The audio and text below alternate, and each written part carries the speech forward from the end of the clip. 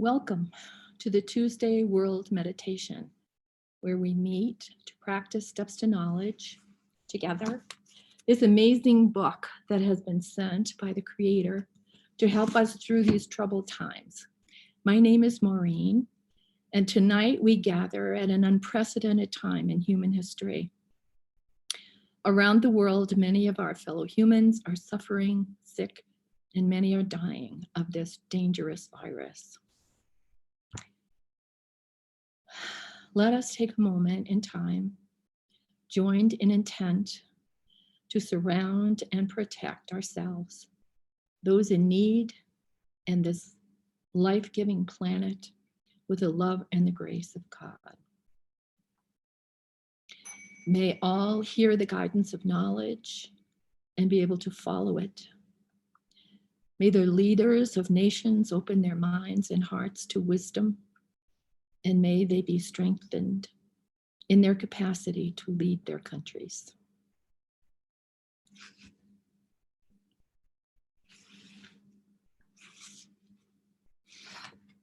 Tonight, I have chosen a few excerpts from Steps to Knowledge, but I wanted to start first on a reading from The Great Waves of Change in the chapter called The Danger of Isolation.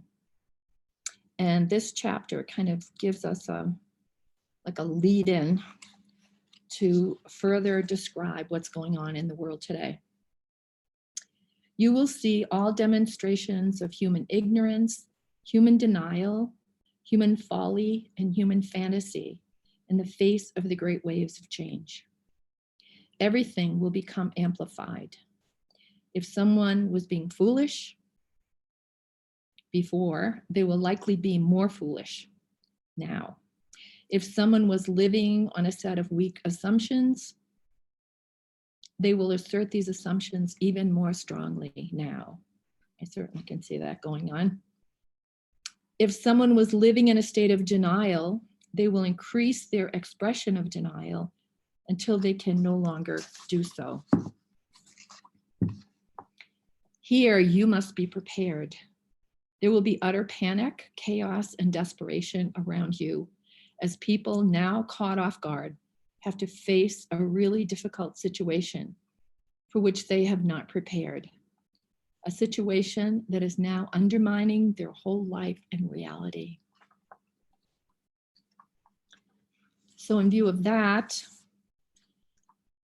I wanted to give you some encouragement in preparing for this meeting today. I've chosen some excerpts from a number of steps that for me clarified, encouraged, and inspired and strengthened the importance and significance of maintaining a steps practice during this really tragic time.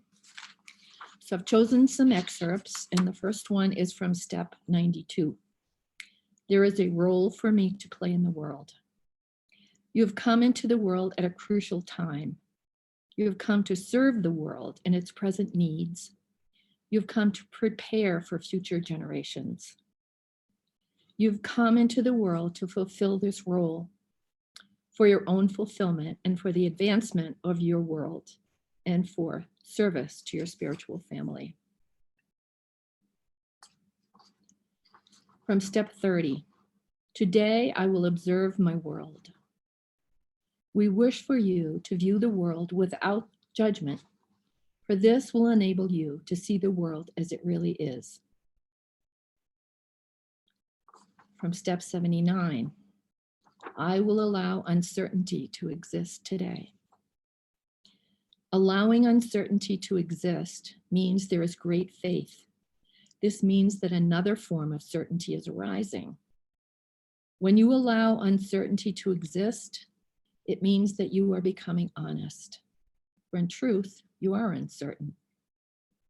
In allowing uncertainty to exist, you are becoming patient. For it requires patience to regain your certainty. In allowing uncertainty to exist, you are becoming tolerant. You are stepping back from judgment and becoming a witness of life within you, and of life around you. Accept uncertainty today so that you may learn.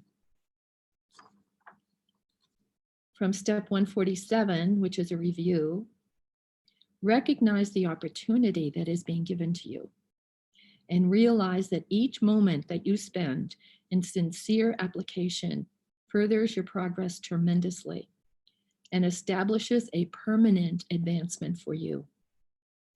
If you think of what you would want to give the world, give your advancement. From step 149, my practice is my gift to the world. Each day that you undertake the practice according to each step that is given, you give a gift to the world. Why is this?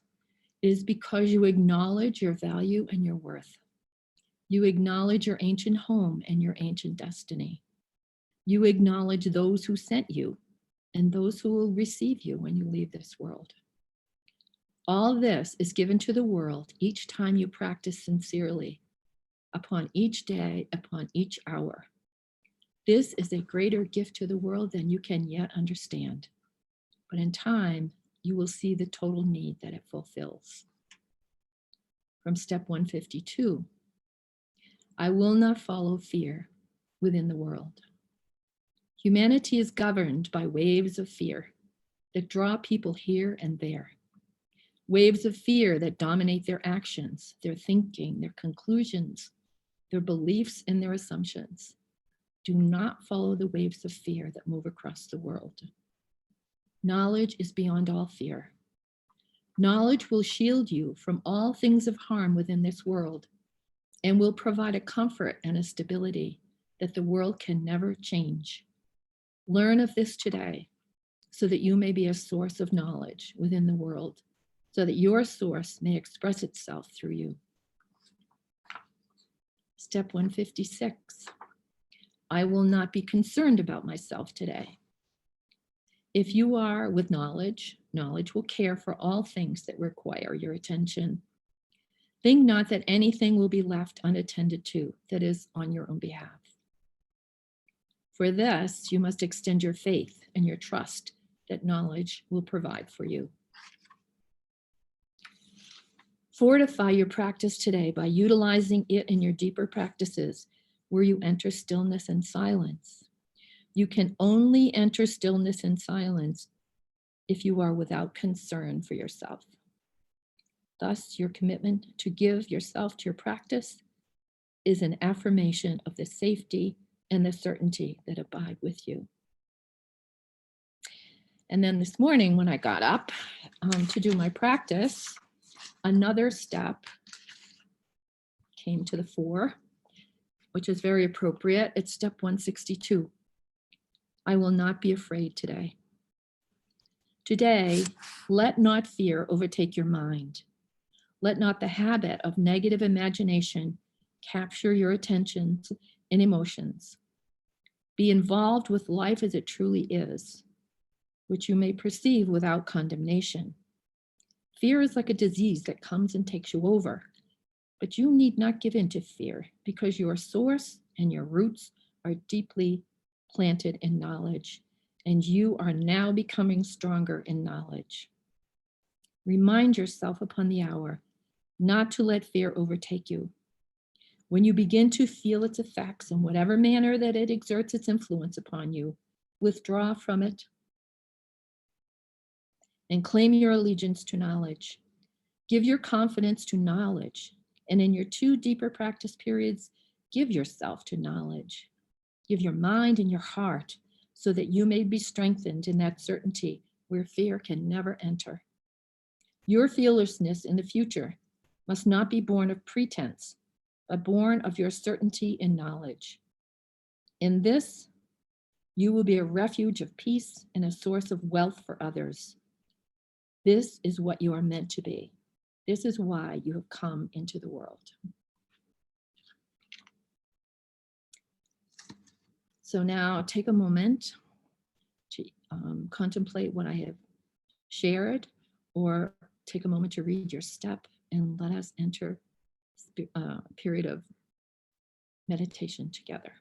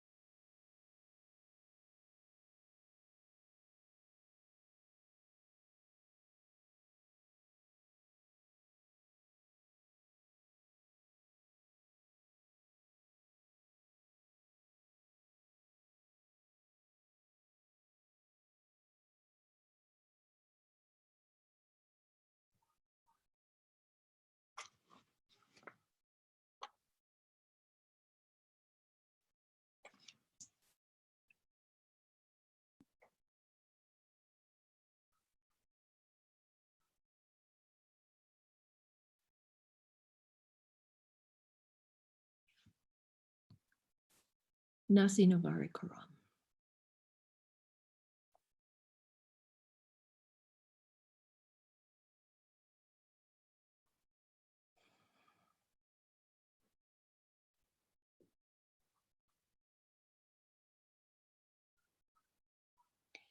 Now, while we're in this state of meditation, I'd like to read some things from Walking with the Messenger.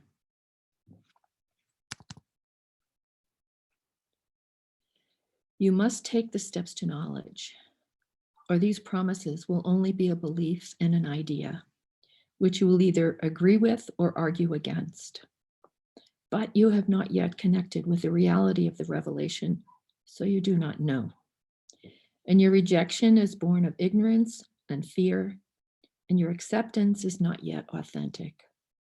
For the reality is not yet strong enough within you to show its meaning, its purpose, and its immense value for your life. Not everyone will have to receive God's new revelation, but a great number of people will around the world, for it takes residence here in the minds and hearts of people and then begins to radiate its wisdom, its power, and its efficacy, even to those who cannot receive it, to those who have not learned of it, to those in great need, to those who are stricken with poverty and oppression, to those who lead the world's governments and great enterprises, and to everyone in between. Those who walk with the messenger in his time on earth will be considered so fortunate to have this opportunity by all those in the future who will not be present at this time or who cannot respond at this time.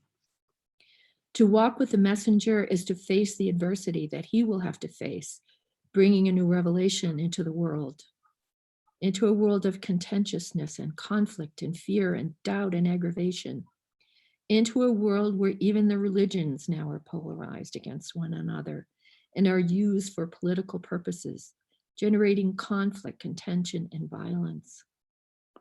As the world's resources decline in the future, these conflicts will become more severe, and people will be more polarized within their nations and between their nations.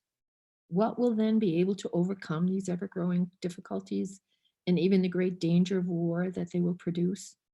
But the light of revelation itself that will restrain these activities and intentions and activate a recognition that all people in the world must now work for the preservation of civilization and for the well-being of the world, so that it may emerge into this greater community of life as a free and self-determined people.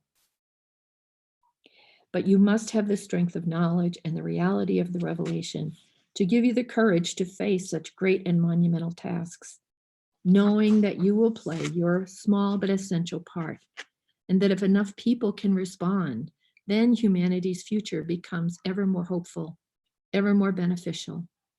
The chance that you may escape the great attraction of war and conflict will grow and overcome these tendencies sufficiently that humanity may cross the great threshold into a new world, in a new life, in a greater future. This is for you, you see. This is all about you and why you have come. It is not a philosophy. It is not another approach. It is not a teaching among many teachings. It is the teaching for this era and this time. Such a great claim can only be substantiated by such a great teaching, and will only be known to you as you receive the gift of revelation, its practices, its visions, and its reality. It has been the messenger's life and the life of others who join him early to assist him in receiving this great promise for humanity. The messenger cannot do this alone. Others must walk with him and speak for him and share the revelation with him. Everyone now is called into a greater service, you see, for the great times are upon you. And from here on, nothing will seem normal or stable in the world around you as you begin to enter the foothills of the great waves of change.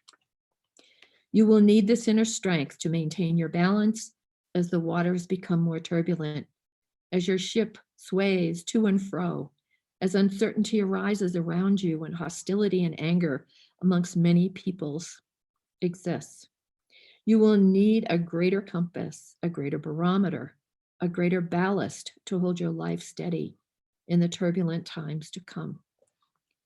To share this is to walk with the messenger and to keep him in your mind, for he is here to serve you, and you are here to serve him, not personally, but in a great effort to save humanity from the unknown calamities that now face and we will face increasingly as time continues.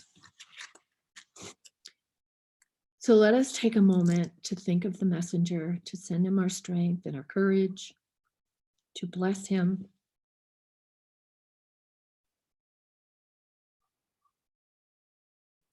And to bless all who can walk with the messenger and share in his reality and amplify it for their own restoration and for the gift that they are meant to give others who seek to reclaim their dignity, their strength, their courage, and their true direction in life.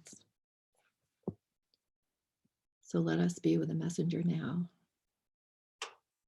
for he has given much.